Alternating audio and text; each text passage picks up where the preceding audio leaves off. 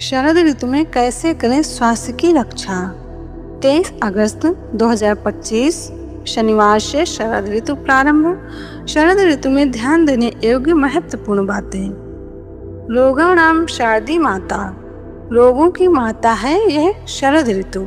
वर्षा ऋतु में संचित पित्त इस ऋतु में प्रकोपित होता है, इसलिए शरद पूर्णिमा की चांदनी में उस पित्त का शमन किया जाता है। इस मौसम में खीर खानी चाहिए।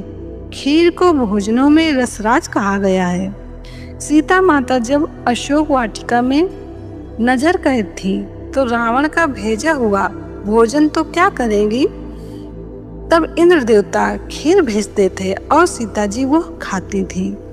इस ऋतु में दूध, घी, चावल, लौकी, पेठा, अंगूर, किशमिश, काली द्राक्ष तथा मौसम के अनुसार फल आदि स्वास्थ्य की रक्षा करते हैं। गुलकंद खाने से भी पित्त शामक शक्ति पैदा होती है।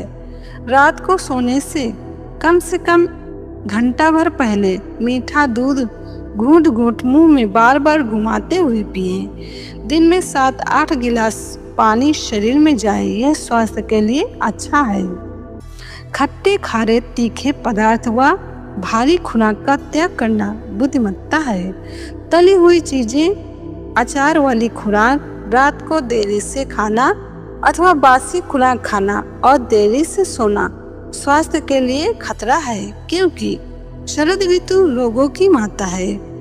कोई भी छोटा मोटा रोग होगा तो इस ऋतु में भड़केगा, इसलिए उसको बिठा दो।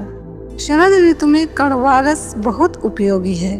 कभी करेला चबा लिया, कभी नीम के 10-12 पत्ते चबा लिए। ये कड़वा रस खाने में तो अच्छा नहीं लगता, लेकिन भूख लगाता है और भोजन को पचा देता है। पाचन ठीक करने का एक मंत्र भी है।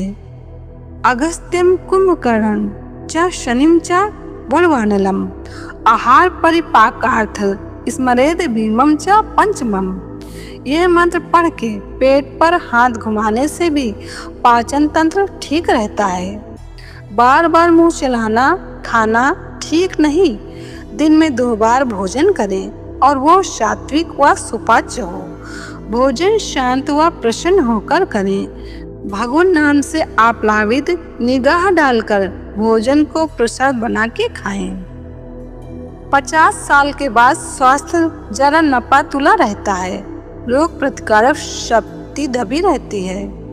इस समय नमक, शक्कर और घी तेल पाचन की स्थिति पर ध्यान देते हुए नपा तुला खाएं। थोड़ा भी ज्यादा खाना स्वास्थ्य के लिए हानिकारक है। कईयों की आंखें जलती होंगी, लाल हो जाती होंगी। कईयों को सिर दर्द होता होगा तो एक घूंट पानी मुंह में लेकर अंदर गरारा यानी कि कुल्ला करता रहे और चांदी का बर्तन मिले अथवा जो भी मिल जाए उसमें पानी भर के आंख डुबा के पटपटाता जाए। मुंह में दोबारा पानी भर के फिर दूसरी आंख डुबा के ऐसा करें। फिर इसे कुछ बार दोहराएं। इससे आंख व सिर की गर्मी निकलेगी। सिर दर्द और आंखों की जलन में आराम होगा व नेत्र ज्योति में वृद्धि होगी।